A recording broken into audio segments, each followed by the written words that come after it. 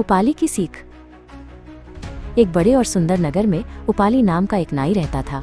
उसके हाथ में जादू था और वो बहुत अच्छी हजामत बनाता था। लेकिन क्योंकि वो एक नाई के परिवार में पैदा हुआ था, इसलिए नगर के बड़े लोग उसे सम्मान नहीं देते थे। इससे उपाली को कभी कभी दुख होता था।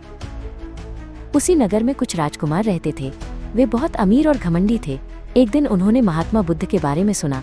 बुद्ध की ज्ञान की बातें सुनकर राजकुमारों ने भी अपना राजपाट छोड़कर भिक्षु बनने का फैसला किया। भिक्षु बनने के लिए सांसारिक चीजों को छोड़ना पड़ता है। राजकुमारों ने अपने कीमती कपड़े और गहने उतार दिए।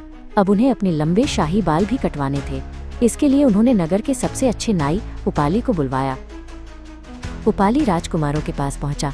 राजकुमारों ने उसे अपने बाल काटने और दाढ़ी बनाने को कहा। उपाली ने बहुत ध्यान से और सम्मान के साथ अपना काम किया। उसने राजकुमारों के सिर मूंड दिए ताकि वे भिक्षु लगे।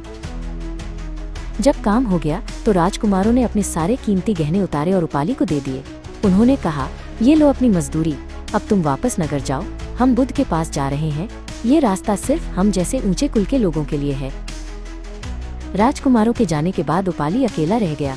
उसके हाथ में कीमती गहने थे, पर उसका दिल बहुत दुखी था। उसने सोचा, क्या अच्छा इंसान होना जन्म से तय होता है? क्या मेरा काम मुझे बुद्ध से मिलने के लायक नहीं बनाता? उपाली ने फैसला किया। उसने वे सारे गहने वहीं एक पेड़ के नीचे छोड़ दिए और बुद्ध से मिलने के लिए चल पड़ा। उसने सोचा, सच्चा धन ज्ञान है, सोना चांदी नहीं। वो राजकुमारों से भी पहले बुद्ध के पास पहुंच गया। थोड़ी देर बाद राजकुमार भी वहां पहुंचे। उन्होंने उपाली को बुद्ध के पास बैठे देखा तो उन्हें बहुत गुस्सा आया।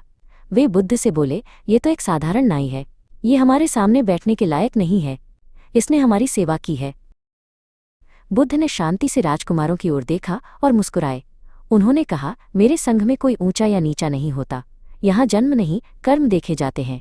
उपाली ने धन दौलत का मोह त्याग दिया और ज्ञान के लिए यहाँ आया है। उसने तुमसे पहले सच्ची विनम्रता दिखाई है। बुद्ध की बातें सुनकर राजकुमारों को अपनी गलती का एहसास हुआ। उन्होंने अपने घमंड के लिए माफी मांगी। उस दिन के बाद उपाली एक बहुत ज्ञानी और सम्मानित भिक्षु बना। सबने सीखा कि इंसान की महानता उसके जन्म से नहीं, बल्कि उसके अच्छे कर्मों और दयालु दिल से होती है।